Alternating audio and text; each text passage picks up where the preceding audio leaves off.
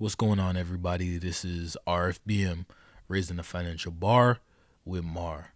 So, today I just want to give you an update about what's going on throughout the things that I've been dealing with, as well as just overall what's going on with society and just some of the things that I think you should keep in mind.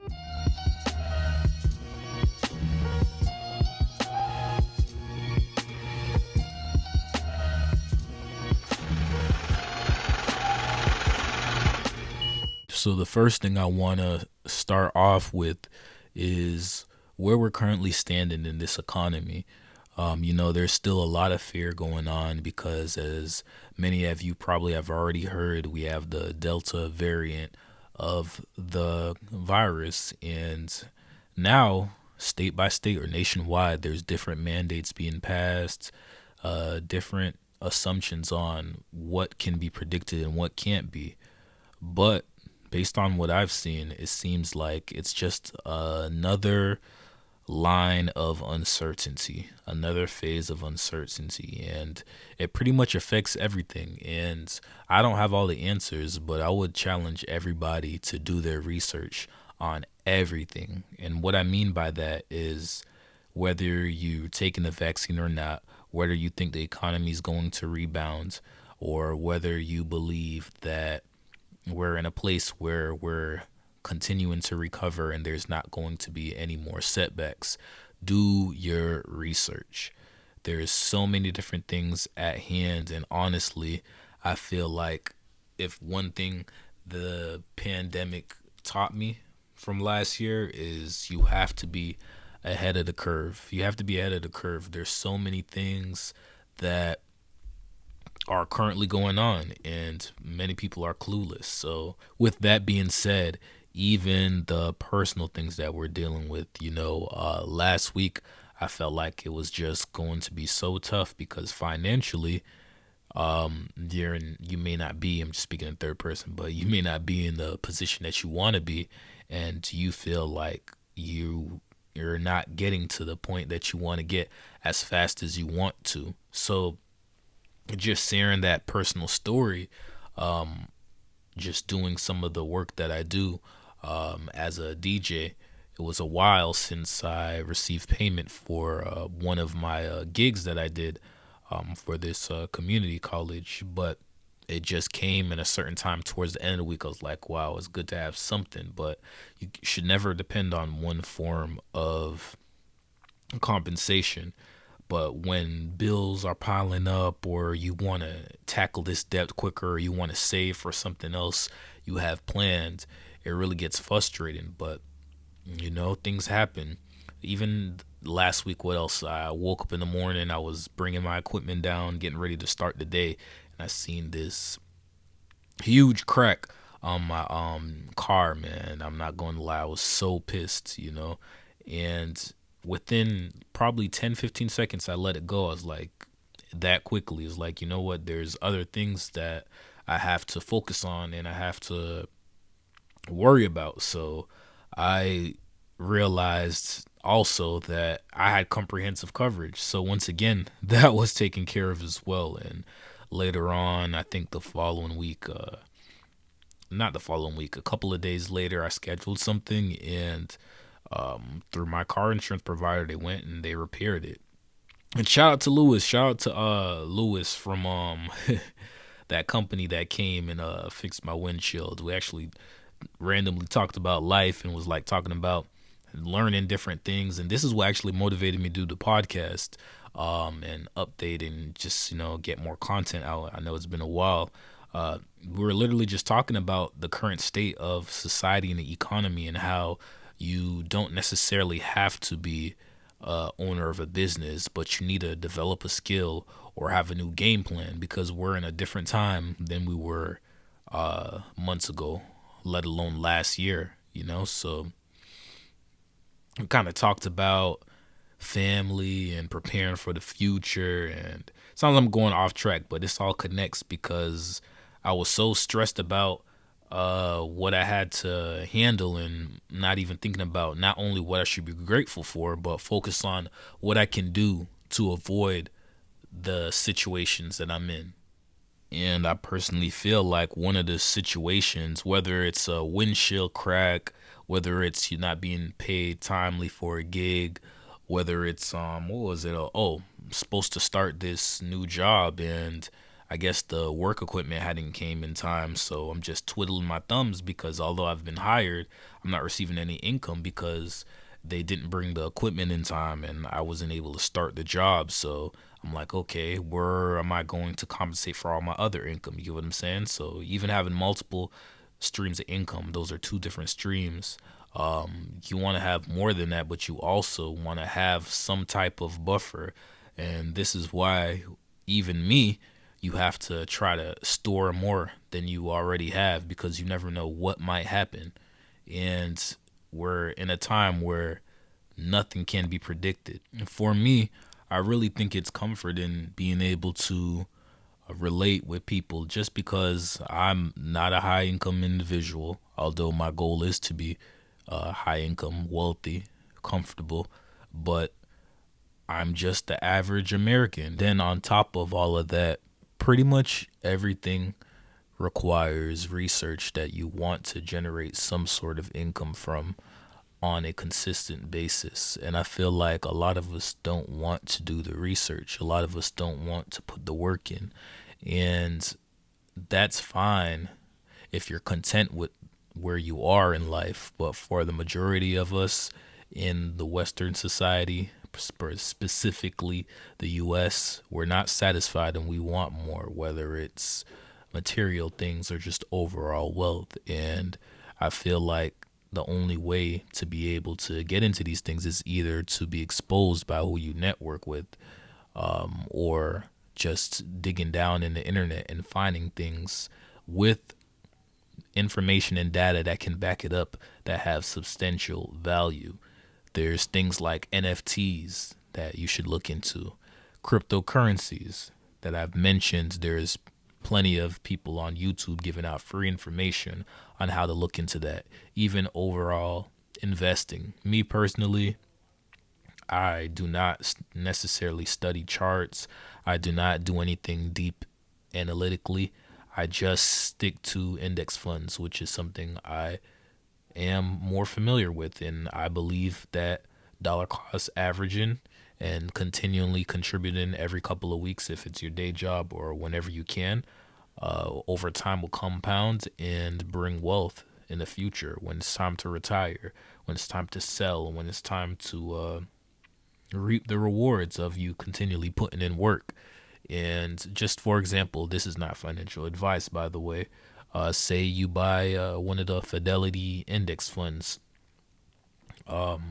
And for those of you that do not know about index funds are pretty much investments made up of stocks that mirror the companies and performance of a market index. One of the biggest examples is the S&P 500, and a lot of these index funds mirror that. It just makes more sense for me personally to invest in holding that's invested in multiple companies that are high performing companies at a time so that it lowers risk. It just makes perfect sense for those that don't want to put too much work in and don't want to stress themselves with information they're not sure about to get into this. And honestly, investing is not as hard as people say it is.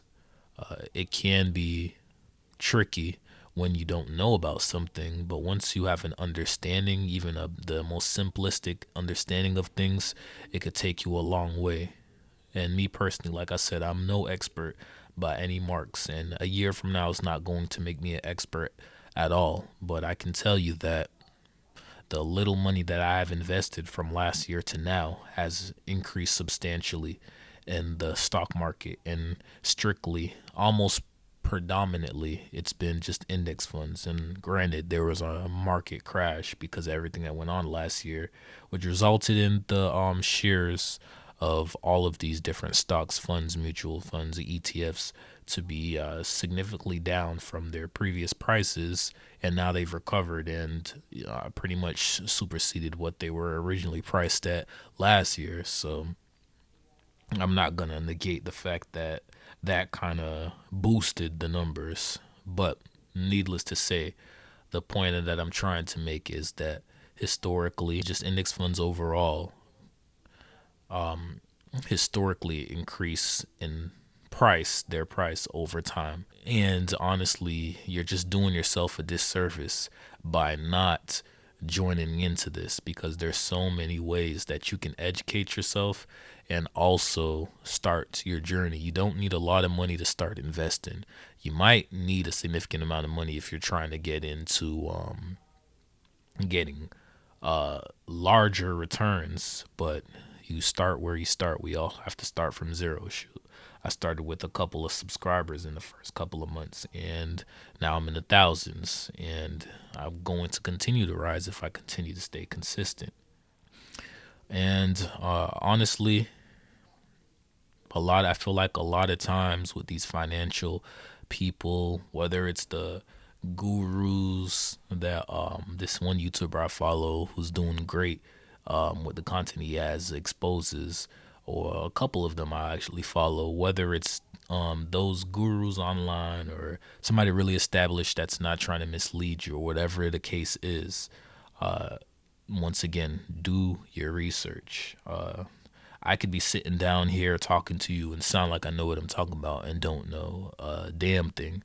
So I challenge people to do your research, believe in yourself, and I'm not going to be none of these guys that try to make you feel bad about where you are. You know whether you screwed up or whether you're not delivering, and you know that you have to, you might not directly know what you need to do to bounce all the way back, but you know that you have to make better decisions and hold yourself accountable. I'm not going to do the whole nobody's going to save you, get out there and go do something, you're not working hard enough, or you're not taking life seriously.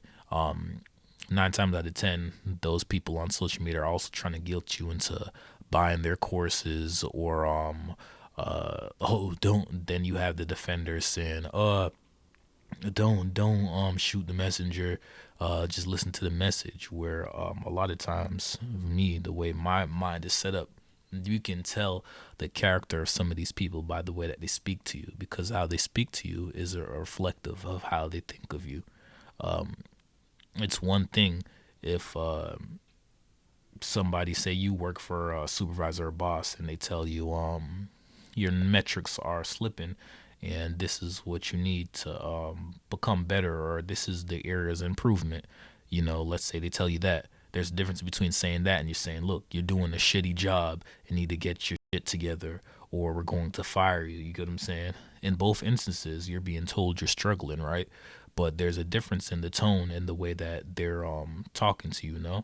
You don't have to be subjected to a certain type of language just because somebody's established, or just because they're speaking truth as well. And I believe in empathizing, because me myself, whatever job I've been at, whether it's friends, family, I'm not cold-blooded in that aspect. I'm going to come to you with compassion, with love, with understanding, not just breaking you down. And that's what I feel like is going on a lot of times out here. Everybody's trying to just lead with a super inflated ego, and use cognitive dissonance to make themselselves seem more than they truly are, or even diminish what you have, or what of value, who you are as a person. And whenever people say certain things, start thinking why they say the reasons they say the things that they do, and instead of thinking of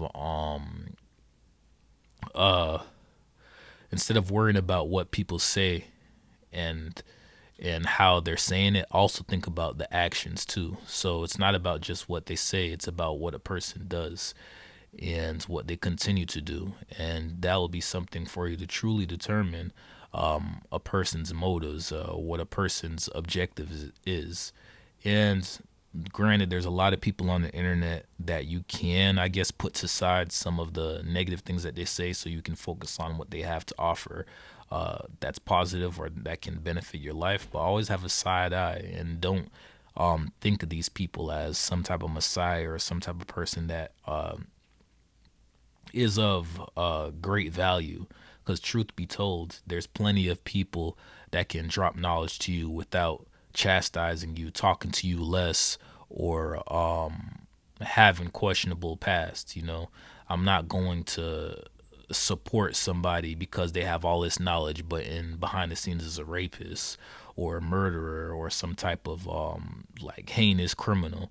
There's plenty of people with clean records with not questionable behavior on the internet or around in life that you can look into for information. So all of that is something to keep in mind. There's also another thing I wanted to discuss, and it was mostly about learning to appreciate where you currently are and thinking about how you were in the past. Now, for those of you that haven't made any progress, okay, that's understandable. But the point that I'm trying to make is you literally can change one thing about your life within a day, within a couple of hours, within minutes. You're not necessarily the same person you were. Like, I might not be the same person I was before I did this episode. And that's not necessarily a bad thing, because we continue to grow. We continue to elevate ourselves, and we continue to reflect, And that's why, even though this is predominantly about finances, everything affects your finances, your mental, how you are in a current space, the people around you, the things that you absorb, the things that you read. Everything affects who you are as a person. But nonetheless, you can change and you can improve. So I challenge people to not only critically not necessarily criticize themselves, but not only hold themselves accountable, but think about what they can do to improve themselves physically, mentally, financially, and apply that consistently.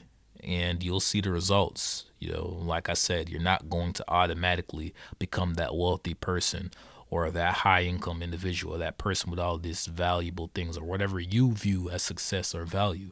But it's not going to happen without having a plan and making sure that you not only are doing your due diligence. For those of you that believe in mentors or trying to contact different people, whether it's in the workforce, family, just people that have that type of knowledge that can deliver you guidance or bring you to the right people. You have to be able to determine character, because throughout your whole life, you're going to deal with people with character issues. We ourselves have character issues. So I say all this to say that I'm working on trying to be the best person that I am. I'm definitely going to do a special episode and also provide some content in December, which is not only my birth month, but the last month before the year ends, and tell you where I started from the beginning of the year to the end, just so you can see even my lifetime, real-time progress and how far I am. But that's just to close it out. Keep in mind, pay attention to the economy, pay attention to what your friends, family, politicians are saying. Start thinking, what can this do to benefit me, instead of thinking on what type of political line or what type of job you're currently working at, what you're working towards. How is this going to elevate me? How is this going to help me? How do I know this person on the internet knows what they're talking about? What can I do to protect myself? And once again, stop listening to what people say and pay more attention to what they actually do. I appreciate the support. If you enjoy this content, you already know, show me some support. Like, comment, subscribe on my YouTube channel. And as always, this is RFBM, raising the financial bar with Mar. Peace, love, blessings, and take care. Our own mind has to be changed. We have to change our mind about ourselves. But this world is such a gimme. Everybody back off.